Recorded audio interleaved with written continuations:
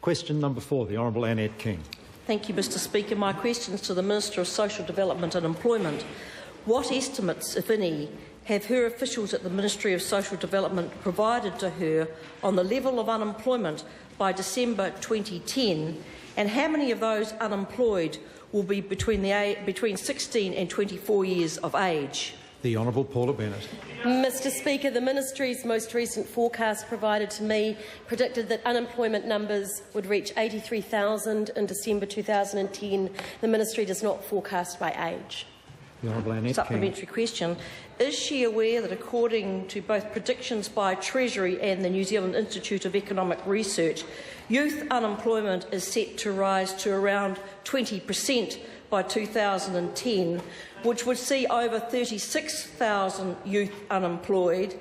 And as she has said, the recently announced Youth Opportunity Package is a short-term targeted solution. What more will she do to address the 20,000 youth who will not benefit from the package over the next 15 months and beyond?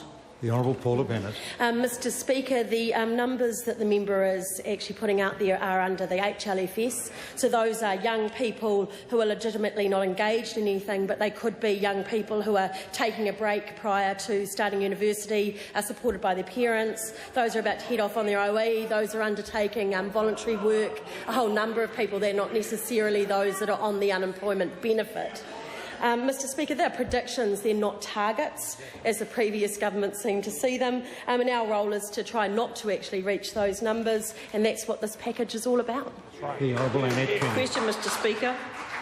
Why in the May budget did she scrap the successful Enterprising Communities program, which employed around 3,000 New Zealanders from all ages, and now, 2 months later, is introducing the Community Max scheme for up to 3,000 people, which is simply a watered-down version of the Enterprising Communities scheme, funded for a shorter period and open only to youth workers?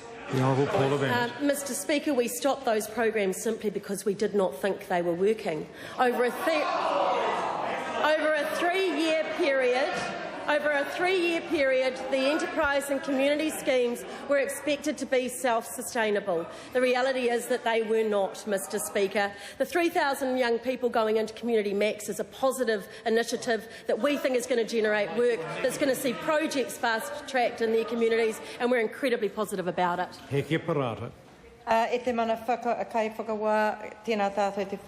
To the Minister, has the Minister seen reports of other assistance that could be made available for people on the unemployment benefit? The Honourable Paula Bennett. Mr Speaker, yes. I've actually seen reports in the media quoting Annette King saying Labor's contemplating extending in-work tax credit to beneficiaries at a cost of $450 million.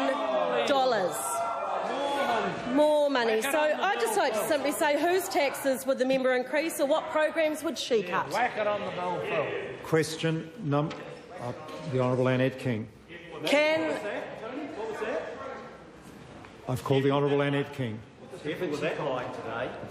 Can an employer joining the Job Ops scheme use the 90-Day Act and dismiss a young person without cause after 6 weeks, and thereby keep the $3,000 paid by the taxpayer and get an employee at no cost to the business for that person? And if this is possible, what has she put in place to prevent rorts like this?